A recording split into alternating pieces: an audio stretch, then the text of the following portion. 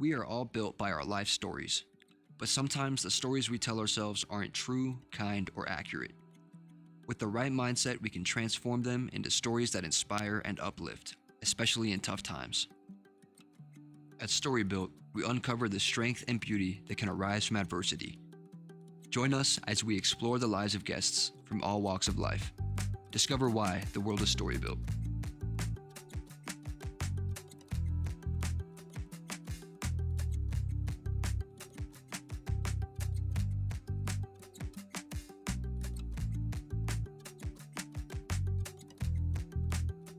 Three, two, one. All right, ladies and gentlemen, everyone, anyone that's listening, welcome to the STORYBIT podcast with Mallu Moilanen, right? I get that right? And we're going to learn a lot of good stuff today because Mallu is just killing it right now. So pumped that I got you on the podcast today. I'm going to go through and read your bio real quick, and then we'll get the party started. So Mallu is a dyslexic empowerment coach. She helps dyslexic adults stop underperforming, clear brain fog, lift exhaustion, and feel confident. Mallu is dyslexic and believes dyslexia is a feature and not a limitation, which I love that. Mallu has experienced 2 life-changing accidents. The first one added brain damage to spice up dyslexia. The second led her to coach others to be at ease with themselves through meditation, mindfulness, and other modalities. And Mallu has been vocal about dyslexia since being diagnosed for the second time at 14. She has helped to develop a neurodiverse friendly learning method. And Mallu resides in Finland and loves rock music. Mallu, welcome. Thank you. So pumped to have you. Thanks for having me. So rock music, I mean, right off the bat, what kind of rock music? Who do you listen to? It's 70s, old school sort of Led Zeppelin, Deep Purple, but I love metal. Nice. And I'm currently That's really awesome. excited about Avenged Sevenfold's new stuff. It's Okay. not really rock and roll. I don't know. It's a combination of many things, but yeah. I love that. I'm more of a Hanson Brothers kind of guy, a little bop. I don't know if you heard of them, but anyway, the good stuff as well. That is unbelievable, but excited to have you on. So I found Mallu on LinkedIn, and I think I saw that you had commented on someone's post, and I was like, man, this person is very interesting, and I need to get to know Mallu, because you had some really awesome insight.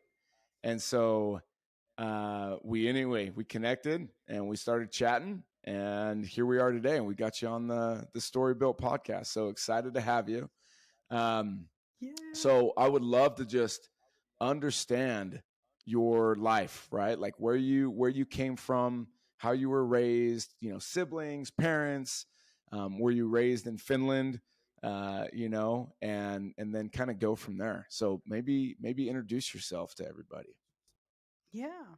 So, yes, I was born in Finland, have been raised here, have lived in a few other countries along the way, but that was when I was grown up mostly. Since we're talking about dyslexia, my mother is dyslexic, my sister is dyslexic, and I am dyslexic. So it was no surprise. It was more of an expectation that I am dyslexic.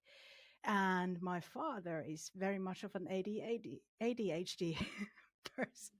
So we have very neurodiverse family, and we have embraced that. So, I mean, why would you fight against something that you have and you are? Yeah, exactly. Why? Yeah. And so, all right. And then so you were raised in Finland, and it's like a small town, a big city. What was that like, and how was early school? Compared to US, it's the capital area is probably kind of a tiny town like place. Oh yeah. But yeah, I was in the capital area, um, and well, Finnish school system is quite well known for being really high quality. I mean, just the hmm until you get to high school, probably the high school as well is quite good quality, and universities forget about them. Like they are not like Ivy League at all. So Mm. I was I would consider myself lucky for being able to go to school in Finland because we learn many other things than just mathematics over there.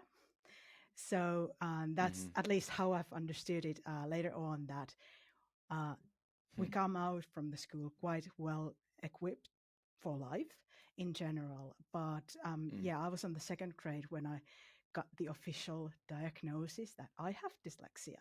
And so it explained many things that I was expecting already that are there. But yeah, it made studying a bit difficult, especially since I was bullied by my teacher who prevented all the support that would Mm. have been there for me.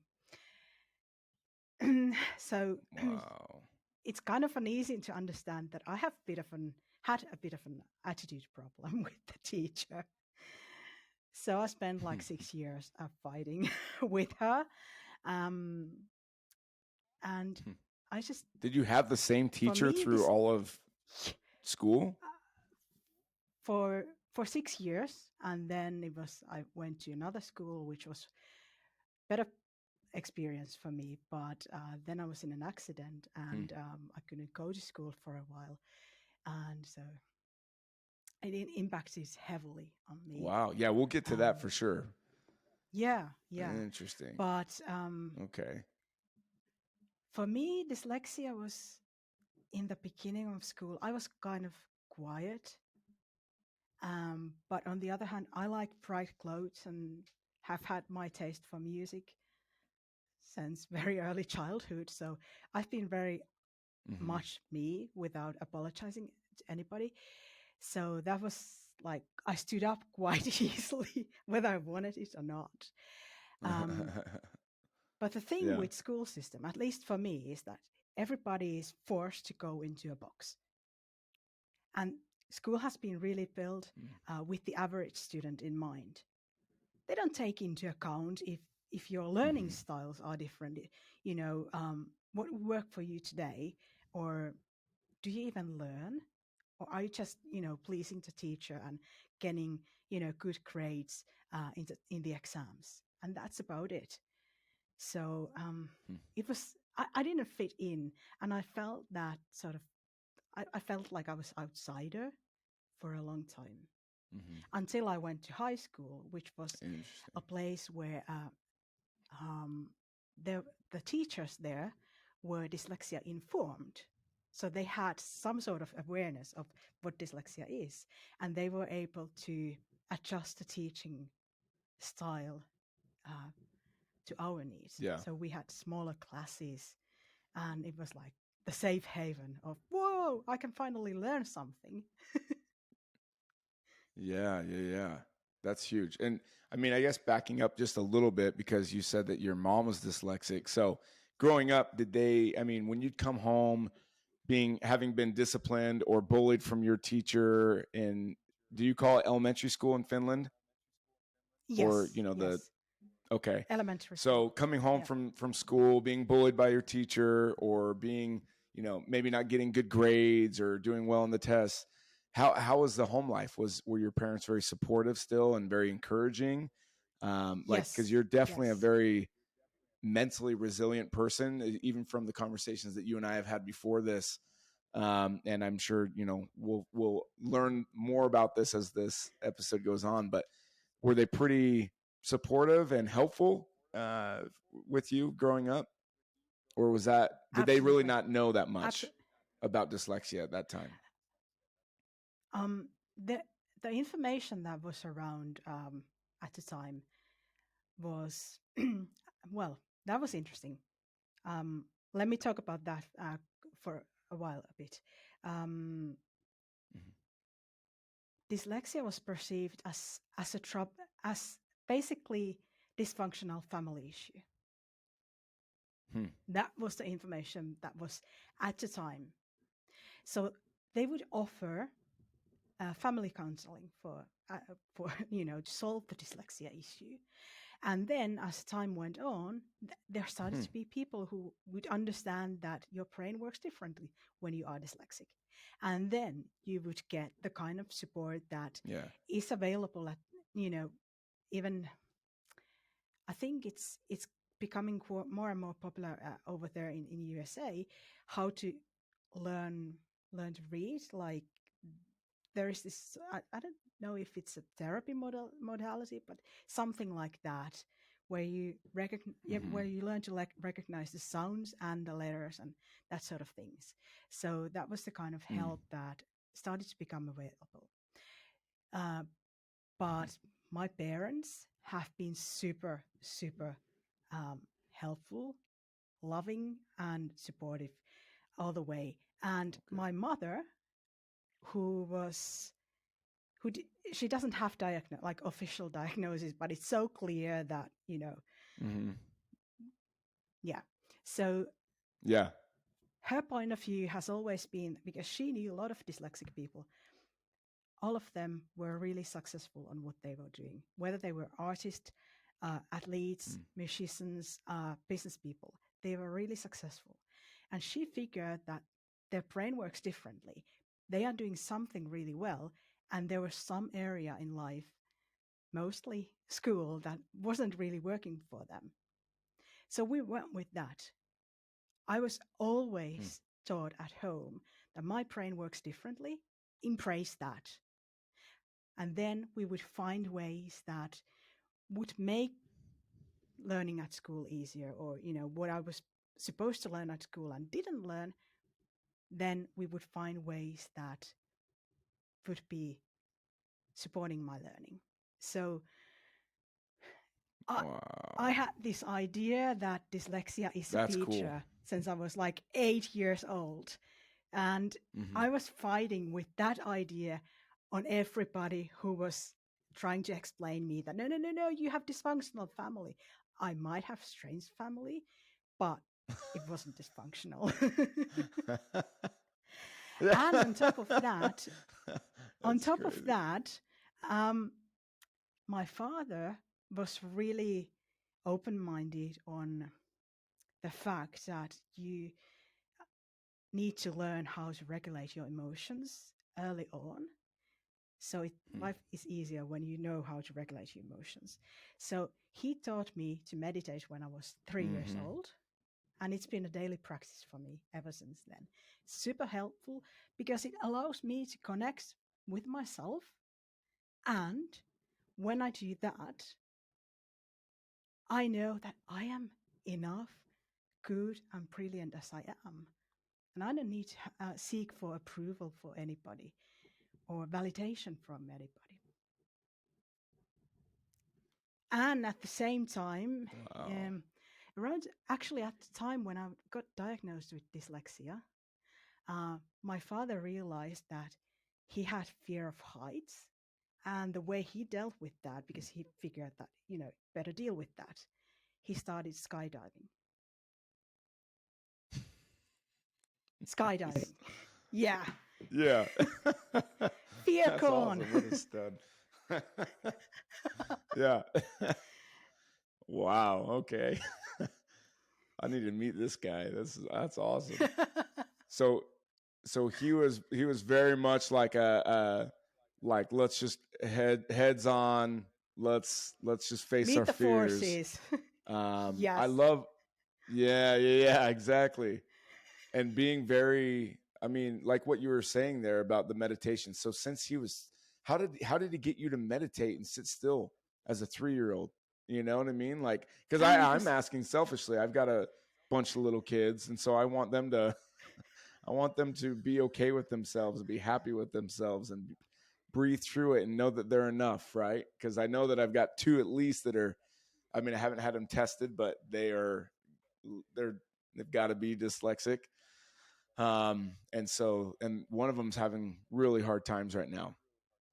really hard Okay. times at school, just because she just feels so embarrassed and so, you know what I mean? But how do you I how do know. you do that? How did he get you guys to do that stuff? Super easy.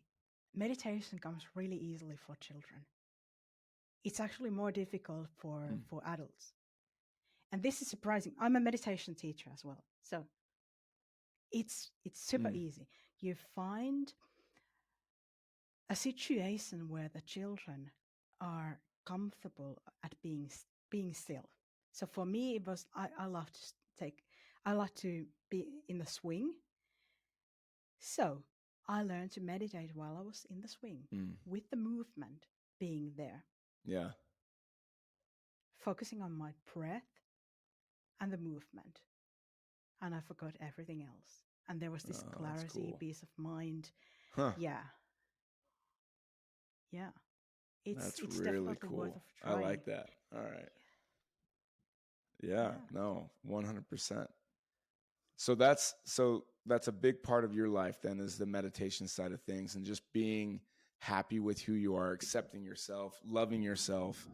Yeah. And so going back to your childhood as you were being raised, right? So like you had mentioned, with your dad kind of teaching you a lot of these things and helping you, your mom understanding and teaching you that your brain just works differently, but then a community that thinks that it's a family dysfunctional thing, dyslexia.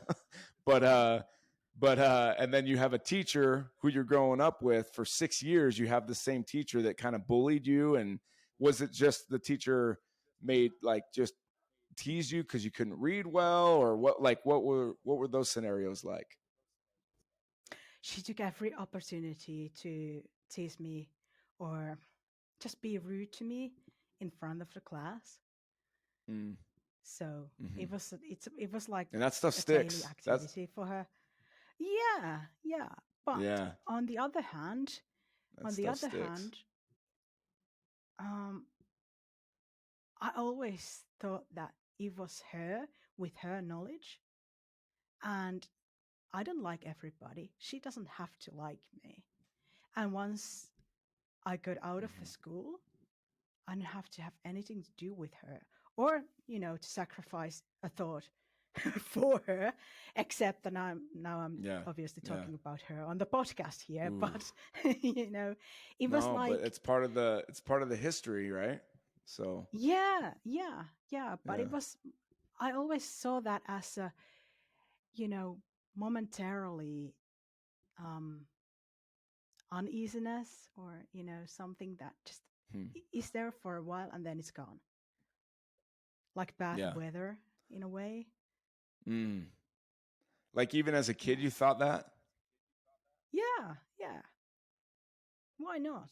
I mean, my mother had the same kind Interesting. of experiences, and she was so happy when she understood that. Obviously, I got the idea from her. And my mother spent quite a bit of a time with the teacher trying to explain that, you need to behave with the children and understand that not everybody is alike. That's amazing. I wonder. I don't know. That's really really cool. I think even as a kid, to understand that, to be able to say, hey, like, I'm not going to let you take up any brain power of mine or any real estate in my mind, and let that affect me moving forward. So I really like that. I think that's something that's really hard. Like, I remember growing up, and I don't even know if this teacher knows this, but I had a fourth grade teacher, and he would make fun of me sometimes. And it was art class, and I can't draw within the lines. That's not even a dyslexic thing, but maybe, I don't think it is, but he would get after me, and he would hold up my pictures in front of the whole class and make fun of them. And I just remember as a kid thinking, like, this is the worst thing in the world.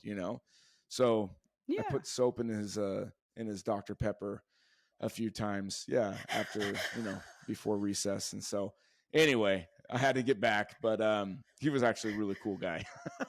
But I like that, because it's things happen, you can learn from them, but just move forward, and don't let it change Exactly. what you think about yourself. you can really just let it impact on you really heavily or be who you are. Hmm.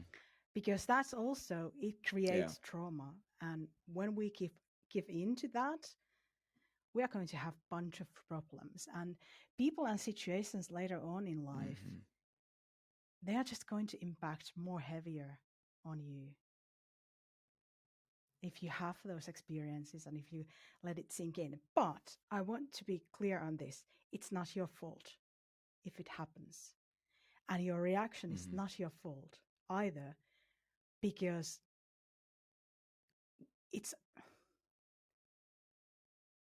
as a child, you understand everything with with the age that you are, through that age and through your past experiences, how you have seen people who are close to you behaving and understanding life. So I mean, it's not like if you were, let's say, 10 years old, something happened to you that can impact you when you are, let's say, 32.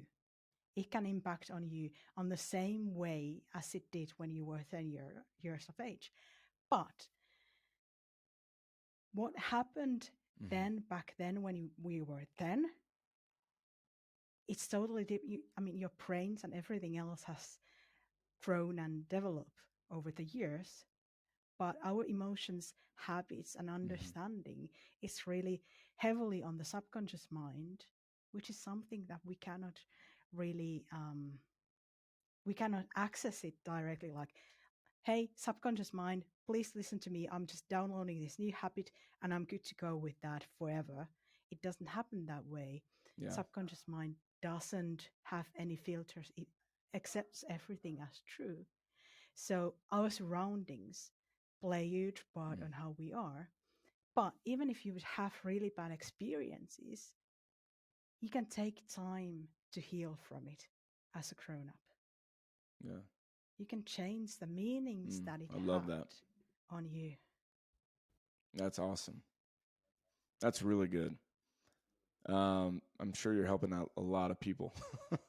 That's that makes sense to me too, which is also really cool that I'm understanding what you're Good, saying. Um, well, good. Because it that's might sound like totally woo woo no. idea, but that's how Hey, it listen, is. I come from a woo woo family, so it's all right.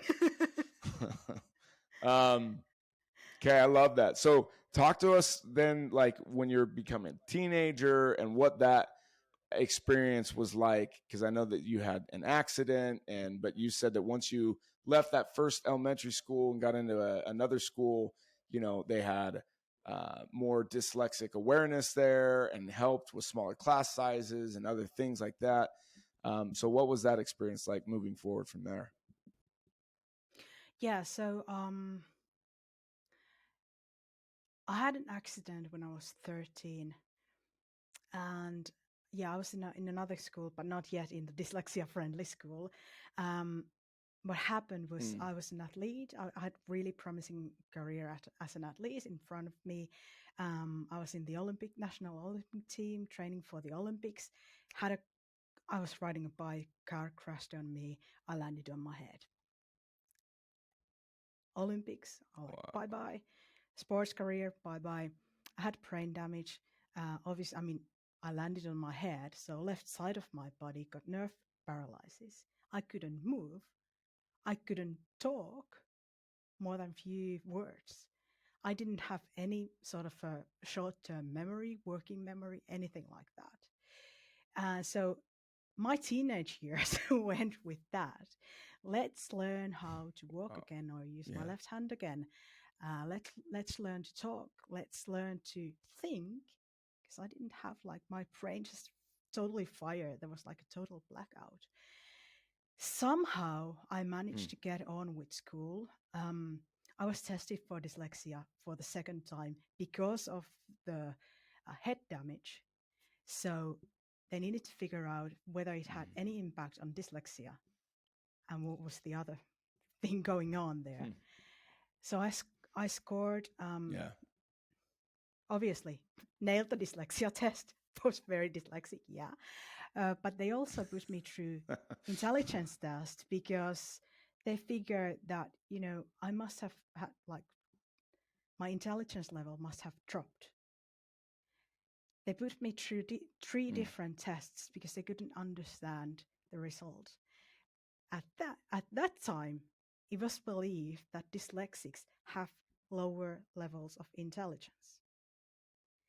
So there I was, scored really high. Because of the score, I got all the support that was available for cognitive brain function and getting on with school. But I also got the paper that said I wasn't expected to go to high school, nor to finish it, or to do anything that would require like brain labor. So I didn't know it first, but they had a study in the university regarding dyslexia and intelligence. I was part of the study because they had few cases where they could prove that, hey, this person actually has like really good brains. He's a smart person, which was very strange. I found it very stupid because I don't believe that you should judge people based on their IQ tests. It tests like half of your brain. Yeah. And, Yeah. I mean, later on, I've done the same tests on a bad dyslexia day and on a good dyslexia day. And there's a huge difference. On a bad day, it was recommended that I wouldn't do anything more than physical work. But yeah, Wow. so then I had the opportunity to get support on learning how I can learn the best way on that day, whether it's a bad dyslexia day or whether it's a good dyslexia day, and how to sort of resolve the brain overload that is coming because it's happening anyway. So whether it's being issues with short-term memory or working memory or something like that. And so when I went to the high school, which was dyslexia friendly, it was first things first, it was super, super positive for me because it was Mondays to Thursdays. Fridays were off. So I could have recovery time for my brain, which was amazing. Yeah, But that's great. yeah, it was great. And but at the same time, as I had those memory issues, which are like the first 5 years or so, they were the worst. I had mobile phone with me, and there was a post-it note behind the mobile phone, and it said, "Call this number if you forget who you are." And there was a number, and I used it a lot. It was the landline to my home. Wow. And can you imagine those phone calls? I have this number on a post-it note. It says, call this number if you forget who you are. And I literally, at some point, I remember being in a train. I had no idea where I was going, what I was supposed to do, and who I was. So quite often, my parents had to figure out where I was, how I would get home from wherever I was. And at some point, I would start to have my memory back and, remember who I am and where I was living and who they are, things like that. So that was my teenage years. I didn't have like super normal teenage time. Oh my goodness. So yeah, you could just be walking around, not know who you are, and but people in the town would know, hey, there's Mallu, let's help Mallu out. Yeah, Wow. most of them wouldn't know. Most of them wouldn't That's know. crazy. So yeah, you had, and Yeah, there's a but little it's also delay, dangerous, so I apologize. Oh, no worries. No worries. Yeah, but it's also, dangerous too. So, I mean, I would imagine that as a Oh parent, yeah, it would be horrible. But, you take what yeah, that's happens scary. and yeah, You roll yeah, with it. definitely. Yeah, Wow. I mean, I had no other Yeah. option. I mean, Yeah, you can't. I could have stayed at Your parents would home, have to do the same, become huh? really, yeah. And I could have stayed at home and become really depressed, but I wanted to see like can I get through high school? I got through with good grades, and I didn't let it destroy me. But it was like Yeah. it was never an option. It was more like let's face the forces kind of thing.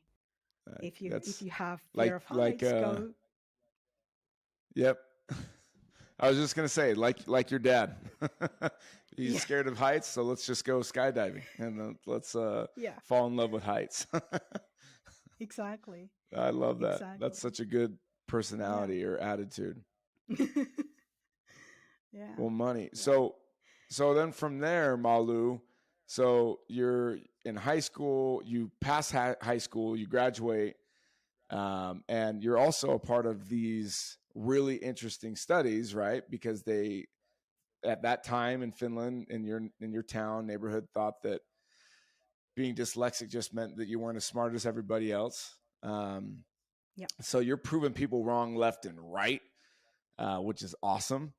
So after high school, uh, what what happened from there?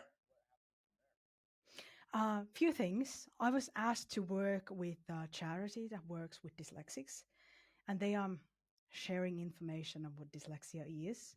With the hopefully better information that is available now.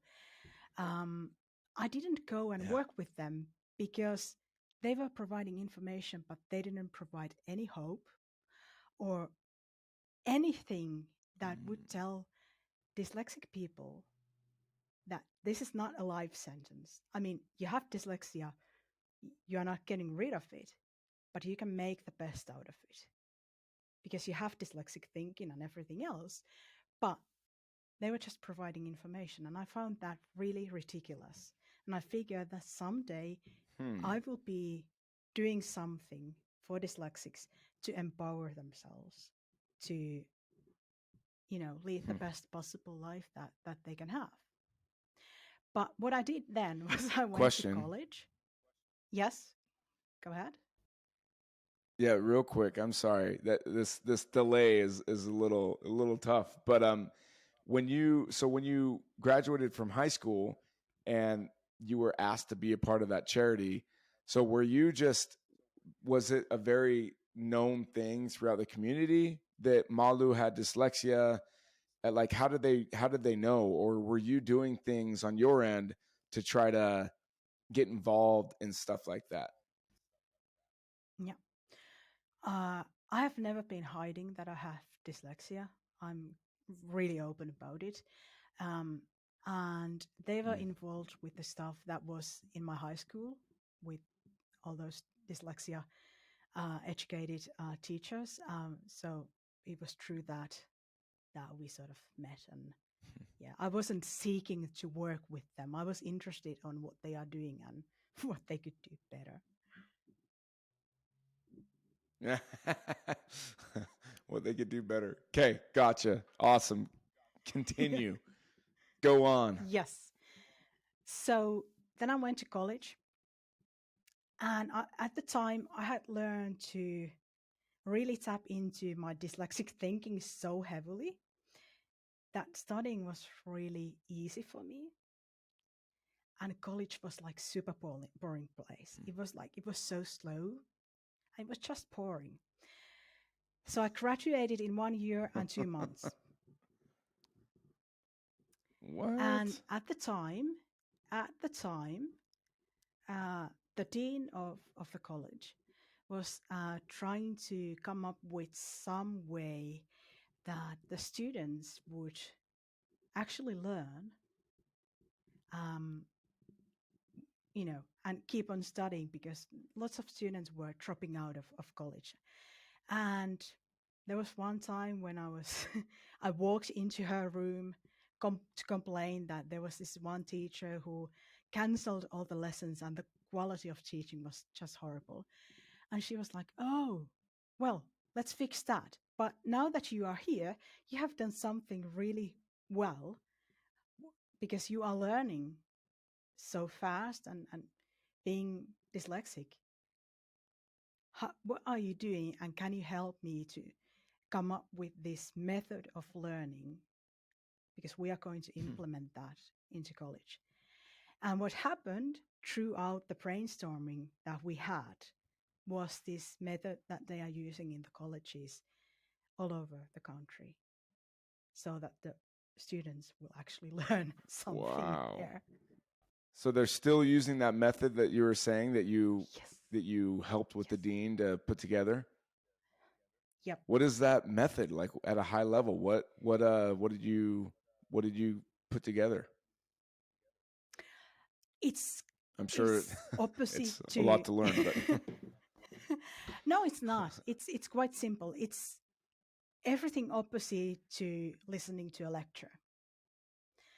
There's information, yes, that the lecturer shares, but then they are working in teams using most of their senses also to help them learn, and they are doing the work as it would be something that they would do at work, in working life. So they are Hmm. closer to companies as well, so it's easier to get employed, because the jump from sitting in the lectures and writing papers can be really difficult to working life where you actually need to do stuff.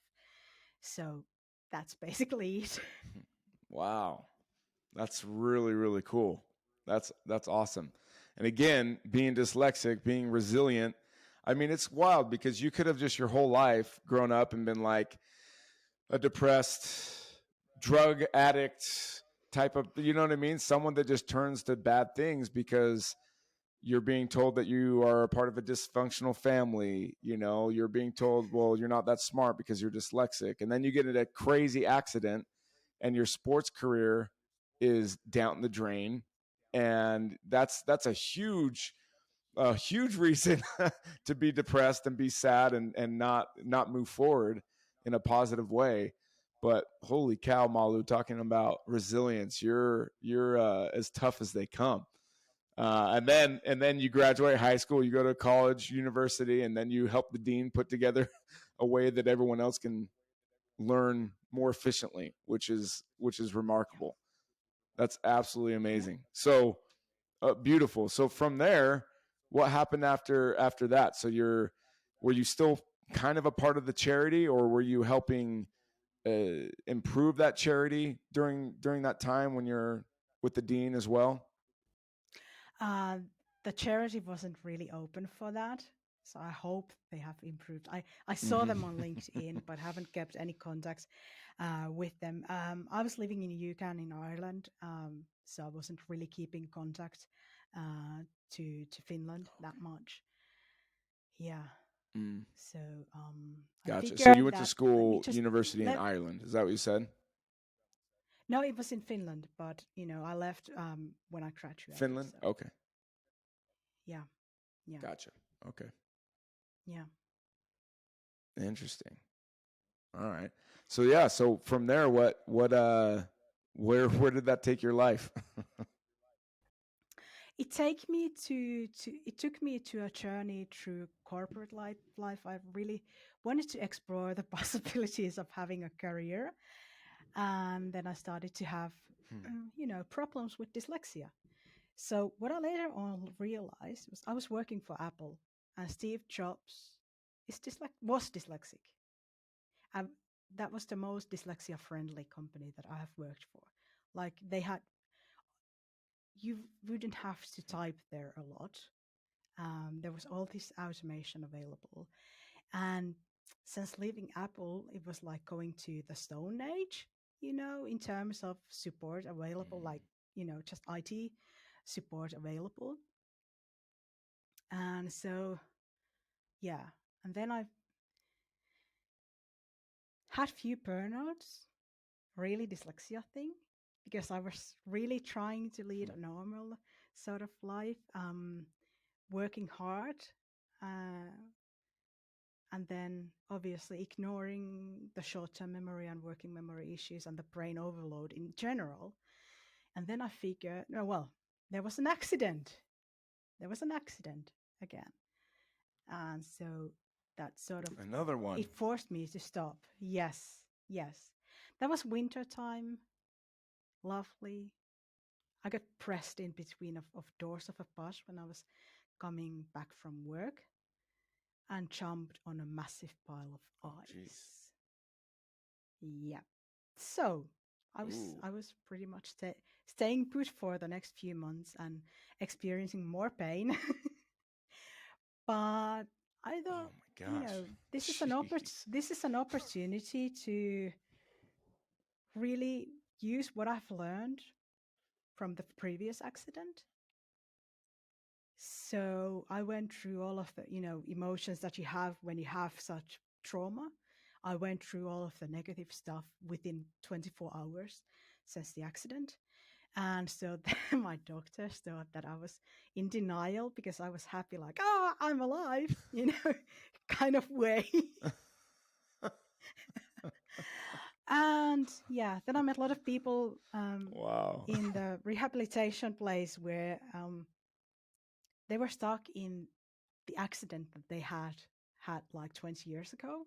Because of your attitude and your resilience and your just happy-go-lucky self, the doctors, after they realized you weren't in denial, they wanted you to help with other patients that were stuck. Were you saying in kind of the same depression from accidents that happened years and years and years before? Yeah, it wasn't the doctors, but there was this physical therapy rehabilitation place that I went to. And I kept meeting on those patients there. And I started to help them because I couldn't just, listen to them yelling at themselves, being really angry for themselves that something bad had happened to them.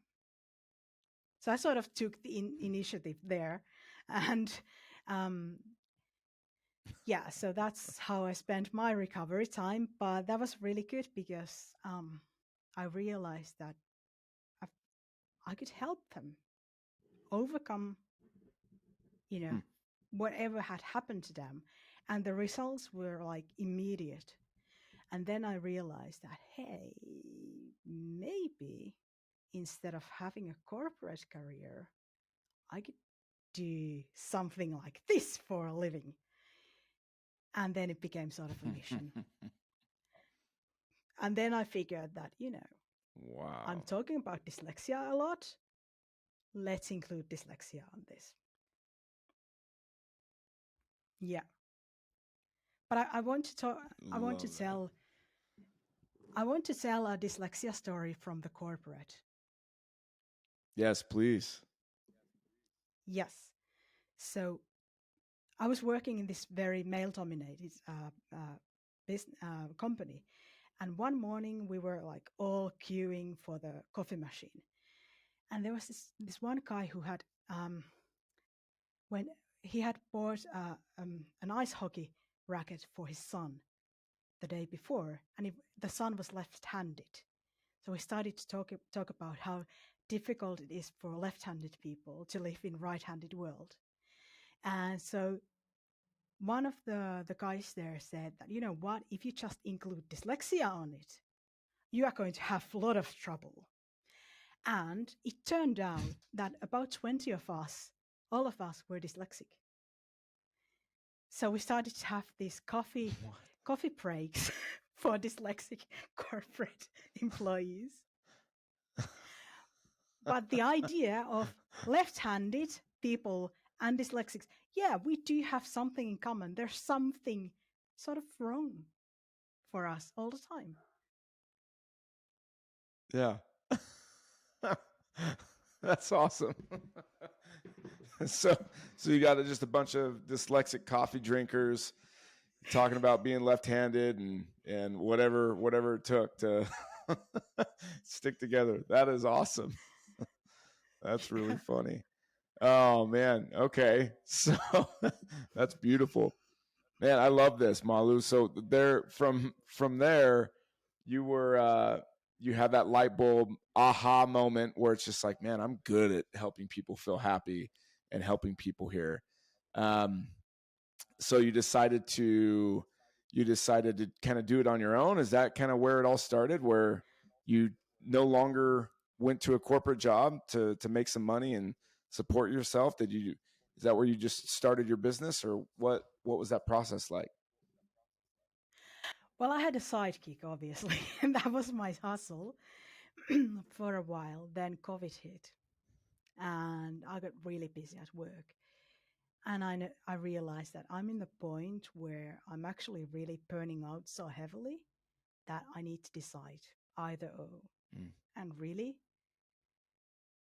I wanted to work for a company that would really deeply care about me. So there was no other option than working for myself. So I resigned, Hmm. went for this solopreneur thing full time. And, it's been great.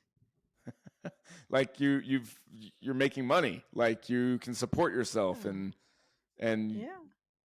and do all that stuff. That's awesome. I Yeah. mean, and I say it like that because I think that's something where, like, I think not even just outside of being dyslexic, right? People have fear and people are too worried about what, man, I love how you are, Mallu. I think you're just as we say in the United States of America, a baller, and that's maybe what we used to say back in the day. I don't know what kids say today, but you're definitely not sus, no cap on that one. So that's just some of the kid talk, but I think it's remarkable because you just do what you want to do, and you fight and you move forward, and you do it like with the greatest personality and smile.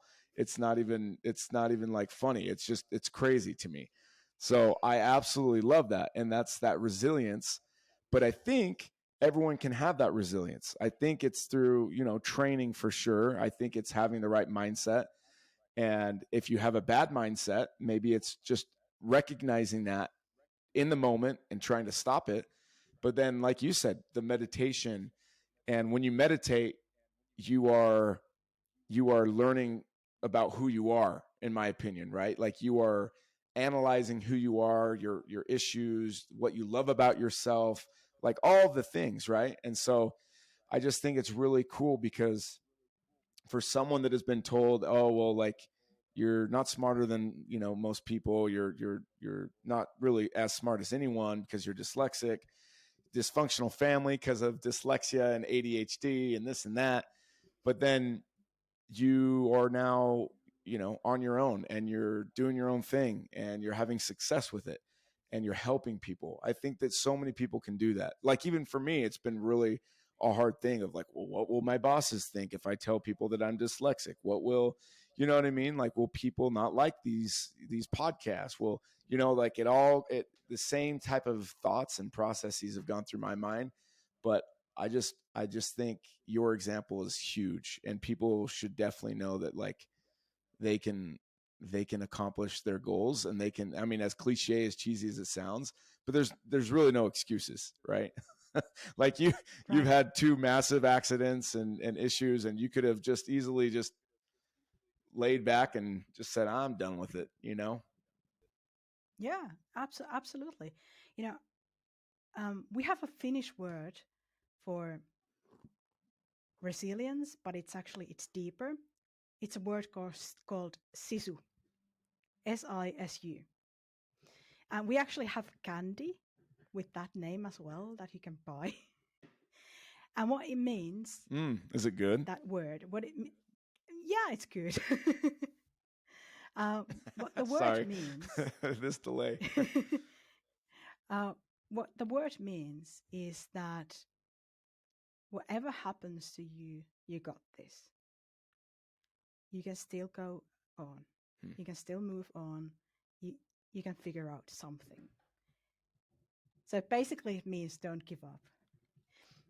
And it's like, um, it's really difficult to, you know, because there isn't an English word for that. But um, I love that. every Whatever every happens to every you, you Finnish got person this. means, yeah, and every Finnish person knows what it means. So it's like, you got sisu, good, you're good to go. But in terms of resilience, it is something obviously that you can build for yourself. But I think there are three main components that you need to have for it. So you need to improve your self-esteem, you need to improve your self-confidence, and you need to improve your self-love. And when you get to the point that you are so precious and high value for yourself, you are going to have the high self-esteem and high self-confidence, and you become more resilient, because nothing that would, like, you have so high standards for you, but you have also, like, if you face something difficult, you are able to stop and overcome what needs to be overcome. If you fall down, Man, you are able to stand out. I love that. I'm just trying to keep notes, but then I just said, you know what? I'm gonna just look back at the time mark, and and go from there. That is amazing. I absolutely love that. So you had mentioned, because I'm definitely huge on that. I feel like people have the ability to choose, right? And that's a huge power, to be able to choose what you want to do with your life and how you're going to treat yourself and how you're going to act and how you're going to love yourself, etc. And on your end, so it's improving self-esteem, improving confidence, and then improving self-love, right? And I just had to repeat that. That's really, really, really cool. And once you understand all that, like you had mentioned, then you will see yourself as so precious that you just have to hold yourself to a higher standard. Yeah, exactly. Exactly. And I find that most dyslexics, they have been really taught to have low self-confidence and self-esteem. And with all the bad experiences that we have, especially in childhood, who is going to expect that we would be really um, having high self-esteem and high self-confidence as adults?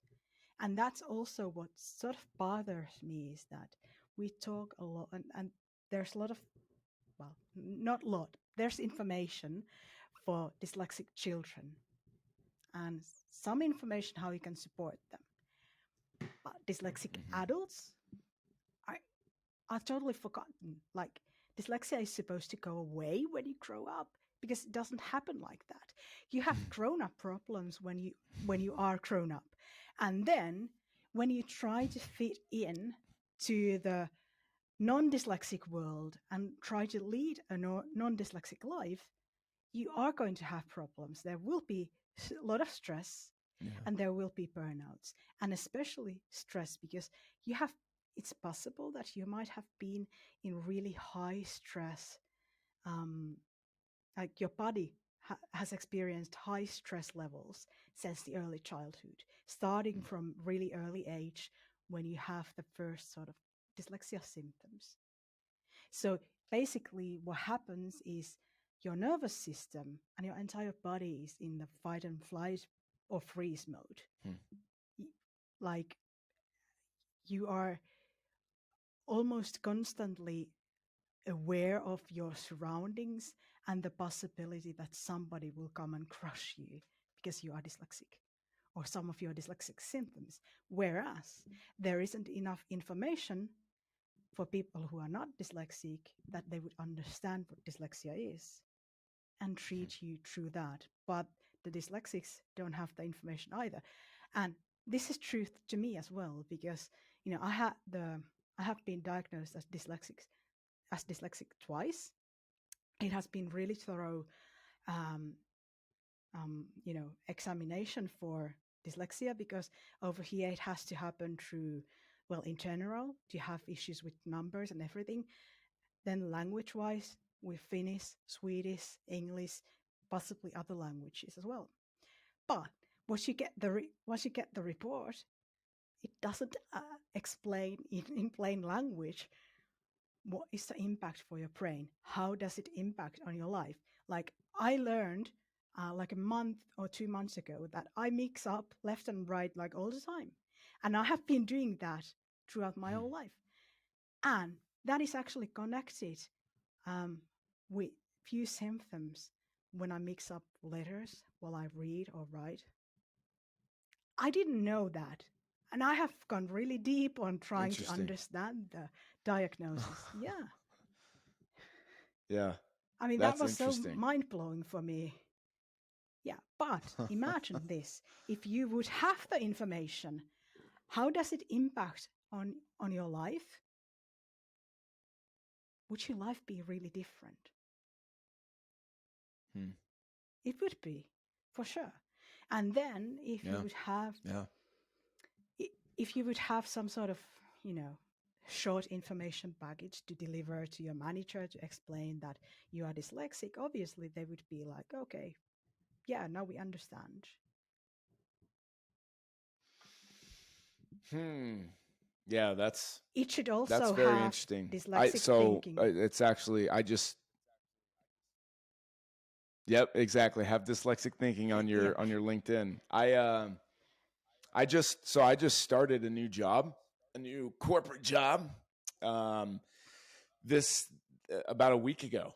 And it's the first time, Malu, that I've ever, because I've done a lot of startups and a lot of just been with a lot of small companies, startup companies, some of my own that have failed, and just some other corporate ones, corporate but with backing, like funding, that haven't really made it.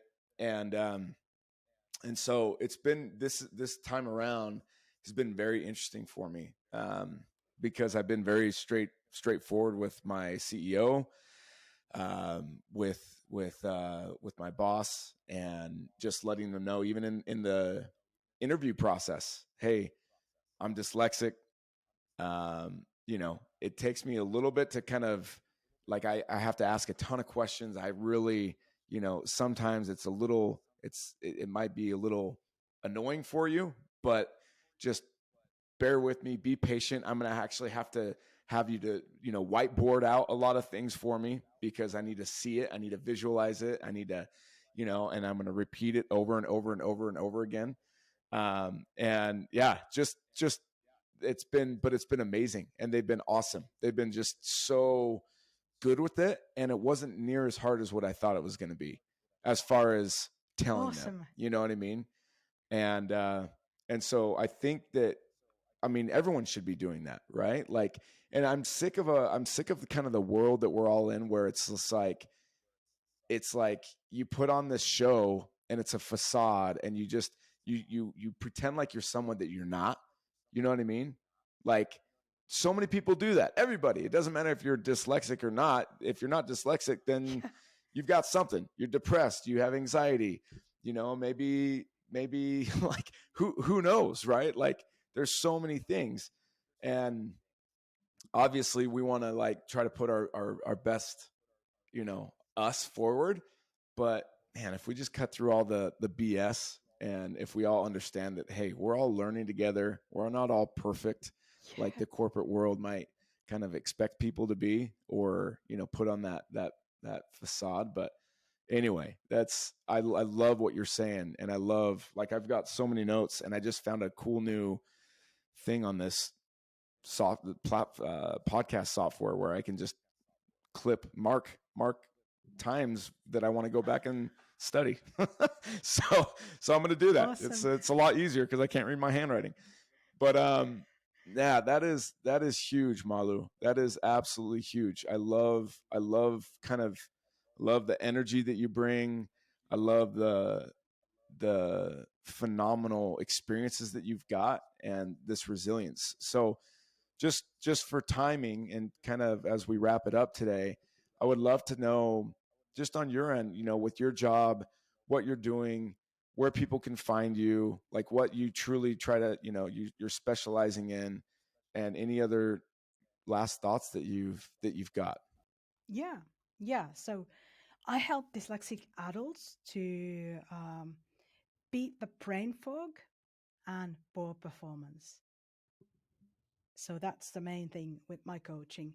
And so they understand how dyslexia is for them and how they can work with dyslexia, because most likely people are just working against it and trying to force them to be something that they are not. So learning to work Mm. with dyslexia and not against it. And I am currently only on LinkedIn. I'm possibly starting a YouTube channel because I want the information that I have to be available for most, in a way that people can reach out on it. So I'm on LinkedIn and I have a website. We can probably add it to your show notes because I have a difficult name and the website isn't that easy. So people can reach out on me through those things. And I really want to add few things if you have dyslexia, what you can do, especially if you are experiencing brain fog and you feel like you are not performing on the level that you would like to. Don't let dyslexia be a life sentence for you. You are going to have those bad dyslexia days. There's going to be brain overload, whether you want or not. But keep in mind that you can plan a lot of your life in a way that the overload days aren't that bad and the overload doesn't last that long. And it influences on your brain fog and the performance and your confidence, obviously. It's there too. Make sure you do something that relaxes your brain every day. As an example, if you are studying or if you are working, when you finish that, don't switch on listening to a podcast immediately. I mean, obviously, you need to listen to this podcast, but take a moment, do some light exercise or go for a walk. Let your brain take a break, and then you can listen to this podcast and learn stuff. So if we don't do that every day, we don't have any means to recover from the brain overload that we are going to have because of the day. I mean, you take the trash out, but expecting that you would perform 24/7 or, every second of the time you are awake, it's impossible. And love yourself enough to do that. So those are like my biggest tips. I could talk for hours on this. And my idea that dyslexia is a feature, not a limitation. Think of this like you have a computer or phone that you are using. It has software. It has all these applications that you are using. And it has an operating system on top of, all the apps are on top of that. Your operating system is dyslexia featured. It speaks slightly other language than everybody else, but that's on your advantage. When you notice that you have these patterns that your brain works like this, take a note on it, because then you can start using your dyslexia in your advance and not hate it, or be frustrated because of it. So that's the feature. Features are good. Some people wish that they would have the feature that we have, the dyslexic thinking. For me, it was really huge to learn that at the time, when I was like, around the time when I had my first accident, Bill Clinton was the president of USA. And obviously, politics aside, I live on the other side of the world. He's a dyslexic person. You can become a president. It doesn't matter. And can you imagine life without Disney? I mean, Walt Disney, a dyslexic person. So everything is possible for us, but we need to find our genius so we can really put our dyslexic thinking out there and focus on it and create whatever we want to create. I love that. I'm writing that down to find. I can't read my handwriting, Mallu. It doesn't you matter. are dyslexic. I can't read it. It's possible that you could have been really gifted doctor. Yeah, maybe. Who knows? Oh man, I don't want to spend the next 10 years trying to find out. But no, that's awesome, Mallu. This is beautiful. I would love to have you on again and to keep chatting about some of this stuff. You know, maybe kind of just new findings that you have, new stories. I definitely am a huge supporter, and I hope that you are so busy with so many dyslexic adult clients that it's not even funny, because everyone needs a little Mallu in their lives. But loved having you on. Thank you so much for joining us today, and we'll make sure that we put that information in the show notes so people can find you. But thank you so much for joining us today, Mallu. It's been a blast. Thanks for having me. It's been a blast. Absolutely. Beautiful. Okay. Well, Mallu,